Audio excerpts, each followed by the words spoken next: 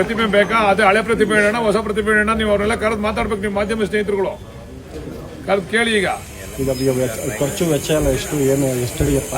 ಅದೆಲ್ಲ ಯಾಕೆ ಲೆಕ್ಕ? ಅವೆಲ್ಲ ನಮ್ ಸ್ವಂತ ಖರ್ಚೋದು. ಅದು ಯಾವ ಸರ್ಕಾರದಲ್ಲೂ ಹಾಕಿಲ್ಲ, ನಾನು ಸ್ವಂತ ಮಾಡ್ಸಿರೋದು ಅದನ್ನ. ನಮ್ಮ ತಾಲೂಕಿಗೆ ಒಂದು ಕಳೆ ಬರಲಿ ಅಂತ ಹೇಳಿ ಇದೊಂದೇ ಮಾಡ್ತಾ ಇಲ್ಲ ನಾವು. ಈಗ ವಾಲ್ಮೀಕಿ, ನಮ್ಮ ಮಹರ್ಷಿ ವಾಲ್ಮೀಕಿ ಪ್ರತಿಮೆ ಮಾಡ್ತಾ ಇದೀವಿ. ಆಮೇಲೆ ಇವ್ರದ್ದು ನಮ್ಮ ಅಗ್ನಿಬನ್ನಿರಾಯ ಪ್ರತಿಮೆ ಮಾಡ್ತಾ ಇದೀವಿ. ಮಾಂಡವ್ಯ ಋಷಿಗಳ ಪ್ರತಿಮೆ ಮಾಡ್ತಾ ಇದೀವಿ. ಈಗ ಅನೇಕ ಪ್ರತಿಮೆಗಳನ್ನ ಮಾಡ್ತೀವಿ. ಪಾಪ ಯಾರು ನನ್ನ ಆಡ್ಕೋತಿದ್ರು, ಇವ್ನ ಯೋಗ್ತಿಗೆ ಒಂದು ಪ್ರತಿಮೆ ಮಾಡೋಣ ಅಂತ. ಅದಕ್ಕೆ ಈಗ ಯಾರ್ಯಾರು ಆಡ್ಕೋತಿದ್ರು ಅವ್ರವು ಹೇಳಿದ್ರೆ ಪ್ರತಿಮೆ ಮಾಡಿ ನಿಲ್ಲಿಸ್ತೀವಿ. ಯಾರು ಆಡ್ಕೋತಾ ಇದ್ರು?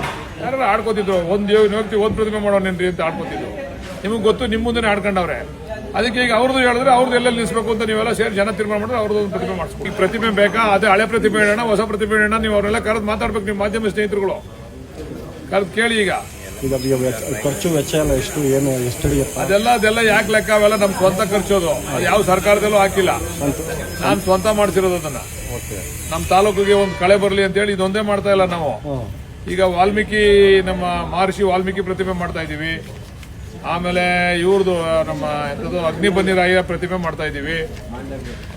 ಮಾಂಡವ್ಯ ಋಷಿಗಳ ಪ್ರತಿಮೆ ಮಾಡ್ತಾ ಇದೀವಿ.